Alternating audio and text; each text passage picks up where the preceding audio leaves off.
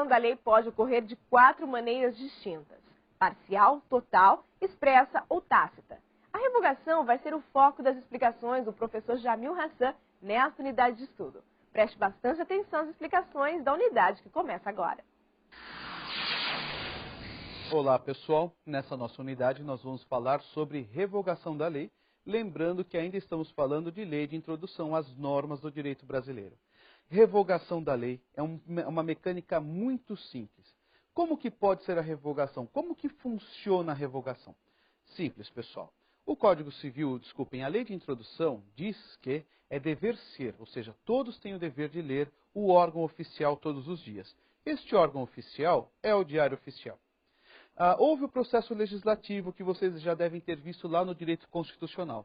Uma casa elabora o texto, a outra aprova, vai para a sanção ou veto do presidente da República, no exemplo da legislação federal, e aí ela é publicada no Diário Oficial. Feita a publicação, existe um lapso temporal que vamos falar daqui a pouco. Este lapso temporal, entre publicação e entrada de vigência da lei, é um vácuo. A lei, embora já exista, ela ainda não funciona, não produz seus efeitos. A revogação da lei acontece efetivamente quando a nova começar a produzir seus efeitos. Não é na data da publicação, e sim na data dos efeitos. E a revogação pode produzir algumas consequências. Como que pode ser essa revogação? Ela pode ser expressa, ela pode ser tácita, ela pode ser total ou ela pode ser parcial. Revogação expressa. Como que funciona? O texto de lei nova indica pontualmente qual é a lei que está sendo revogada. Então você pega o último ou penúltimo artigo desta lei e vai constar lá: ficam revogados os artigos tais, fica revogado o texto de lei tal, fica revogado o capítulo tal da lei X. Ela não deixa dúvida do que está sendo revogada. Na revogação tácita é um pouquinho diferente. A revogação tácita é uma situação de impossibilidade de aplicação de textos de lei. É um conflito entre os textos de lei. O texto de lei velha está em conflito com o texto de lei nova. Logo, havendo este conflito, deverá prevalecer o texto de lei nova e não o texto de lei velha. Logo, quando falamos de revogação tácita, é uma incompatibilidade dos textos de lei. A lei velha torna-se incompatível com o texto de lei nova, logo a lei velha está fora. Por que isso acontece? Por que a revogação tácita acontece? Porque existe o fenômeno chamado princípio da progressividade.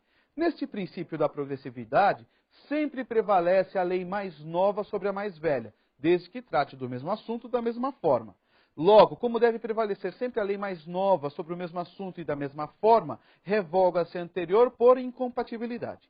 Em exames, adoram perguntar se a revogação tácita atualmente é proibida. Olha, não podemos mais ter revogação tácita no nosso direito. Mentira! Não acreditem. Eu posso ter revogação tácita, ela existe no nosso ordenamento jurídico e eu duvido que ela vai deixar de existir. Tanto é que quando pegamos textos novos de lei, vem lá escrito: ficam revogadas as disposições contrárias.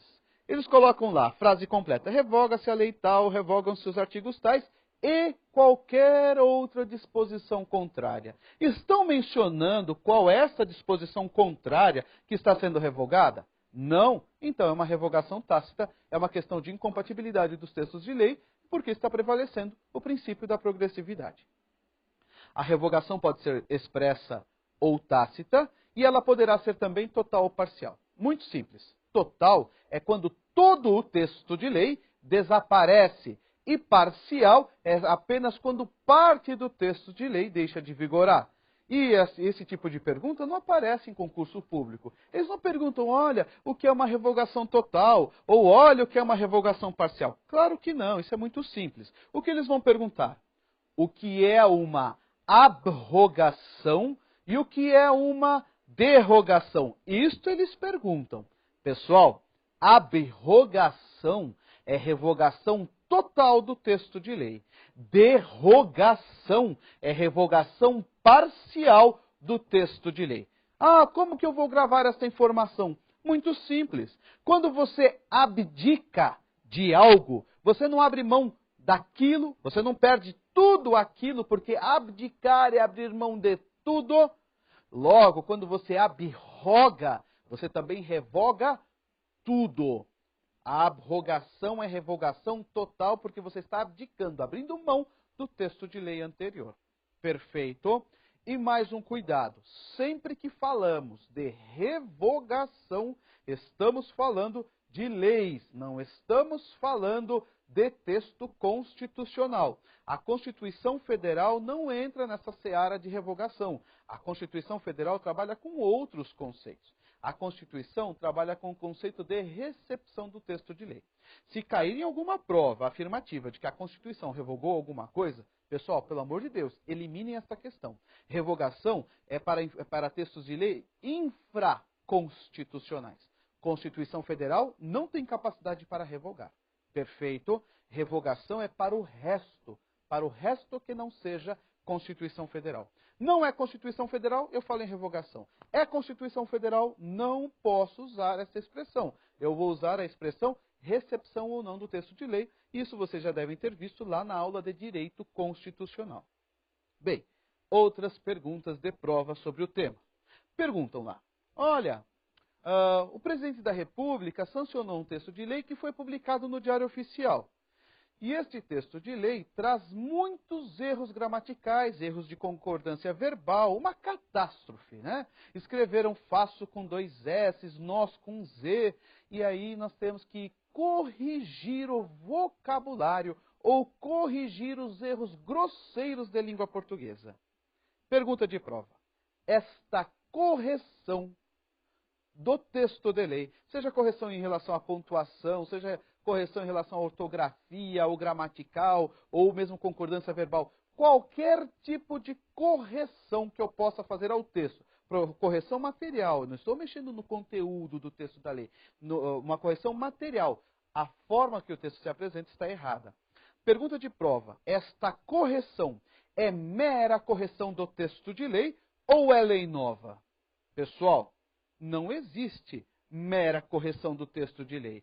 Mera correção do texto de lei é a mesma coisa que nada. Correção do texto de lei, se perguntarem na prova, é para afirmar que é lei nova. Mexi em qualquer coisa no texto de lei, eu só posso mexer através de nova lei, e aí eu vou provocar os efeitos de revogação total, parcial, expressa ou tácita, tanto faz. E por que isso acontece? Piadinha de Napoleão Bonaparte. Uma vez, Napoleão deu uma ordem aos seus generais que decapitassem os inimigos de guerra, os prisioneiros de guerra, e os soldados deveriam jogar bola com a cabeça deles. E aí o intuito era causar uma hipnose coletiva, um medo coletivo da sua figura. Alguns presos de guerra viam este fato acontecer e depois eles eram postos em liberdade para contar para os outros que Napoleão fazia isso. Bem, uma vez Napoleão foi consultado por um dos seus generais e o general lhe perguntou: Napoleão, meu querido Napoleão, devo continuar decapitando todos os prisioneiros de guerra e jogando bola com a cabeça deles? E Napoleão respondeu, vejam aqui a resposta na lousa. Ele respondeu, não, tenha dó, pare de fazer isto, não faça mais isto. Olhem, pela resposta de Napoleão, não era mais para matar. Só que o seu escriba apenas esqueceu de colocar uma vírgula. E quem não deveria morrer, acabou morrendo. O que não tenha dó, virou não tenha dó. E aí todos morreram. Faço uma pergunta para você. E se o erro no texto de lei fosse justamente esta vírgula? Vejam, pessoal, esta vírgula inofensiva pode custar várias vidas. Nesta brincadeira de Napoleão, todos morreram. No texto de lei eu posso causar consequências inimagináveis. Por isso que a lei de introdução, as normas do direito brasileiro, é categórico ao afirmar que mudou o texto de lei, vou fazer correções no texto de lei, terá que ser por lei nova, justamente para impedir este tipo de fenômeno. Pessoal, como que vai vigorar um texto de lei? A lei de introdução diz o seguinte, se a lei não for temporária, se a lei não tiver prazo de vigência, ela vai vigorar até que outra revogue. Se eu tiver prazo de vigência, terei que respeitar o prazo de vigência, aí a lei é temporária. Se não tiver prazo de vigência, ela vai vigorar até que a próxima revogue. E aí a revogação, como já vimos, poderá ser expressa, tácita, total ou parcial. Tanto faz. Outra situação. Se perguntarem na prova, olhem, no direito brasileiro existe repristinação? E o que seria repristinação? Ressuscitar texto de lei. Se perguntarem na prova se existe este fenômeno, é para vocês responderem que não existe repristinação no direito brasileiro. E eu preciso contar para vocês como que funciona, como que seria a ideia da repristinação. Eu tenho a lei A. Aí foi publicada uma lei B que revoga a A. Na sequência, foi publicada a lei C que revoga a B. Como era a B que revogava a A e a B não existe mais, a A voltaria a existir automaticamente. Isto seria repristinação. A lei A, que estava revogada pela lei B, pelo fato da lei B não existir mais, a A automaticamente voltaria à sistemática jurídica. Correto? Errado? Isto não acontece no Brasil. Nesse nosso exemplo, se eu quiser que a lei A volte a vigorar, eu tenho que colocar essa informação na lei C. A lei C vai ter que dizer, olha, revoga-se a lei A, revoga-se a lei B e ressuscita-se o texto da lei A. Aí sim eu posso fazer com que a lei A volte a vigorar. Mas isso não seria repristinação. A repristinação é quando a lei A voltaria a vigorar automaticamente, sem que houvesse a necessidade de autorização do legislativo. Isso no Brasil não vai acontecer mesmo. Se eu quiser que a lei A volte a vigorar, eu preciso discutir isto na nova lei. A lei C, no nosso exemplo, vai ter que falar se a lei A volta ou não. Se a lei C ficar quieta, é porque a lei A não voltou mesmo. Se eu quiser que a lei A volte a vigorar, o texto de lei C tem que trazer essa informação de forma expressa. Voltará a vigorar a legislação X, voltará a vigorar o texto A. Perfeito? Pessoal, de novo, se perguntarem lá no seu exame se no direito brasileiro existe repristinação, você vai falar não. Mas cuidado, se perguntarem lá se no direito brasileiro existe o fenômeno repristinatório, aí vocês vão responder sim. Repristinação não existe. Fenômeno repristinatório, sim. E nós vamos falar do fenômeno repristinatório na nossa próxima unidade. Logo, não percam. E eu vou falar de novo. Fenômeno, efeito repristinatório nós temos. Repristinação, não. Repristinação, não. Efeitos de uma repristinação, sim. Tudo bem? Outra situação que adoram perguntar na prova. Se existe hierarquia nos textos de lei. Olha, uma lei ordinária é mais importante que uma lei complementar, que é menos importante que um decreto. Uma lei federal é mais importante que uma lei estadual é mais importante que a municipal. Pessoal, mentira total e bem cabeluda. Não existe mais aquela ideia, aquela pirâmide de Kelsen, famosíssima no direito, né? Sobre a hierarquia das leis. Aquilo já é inaplicável. Como que funciona a hierarquia das leis atualmente? Eu tenho Constituição Federal e o resto das leis. Só assim. Eu não tenho mais aquela sequência de hierarquia.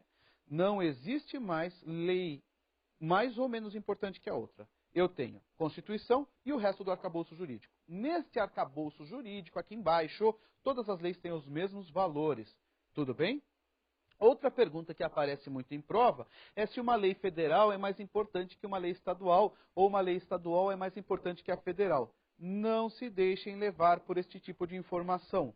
Uma lei federal não é mais importante que uma estadual ou uma municipal. Se perguntarem na prova, tudo isso depende do capítulo destinado lá na Constituição Federal sobre a competência legislativa.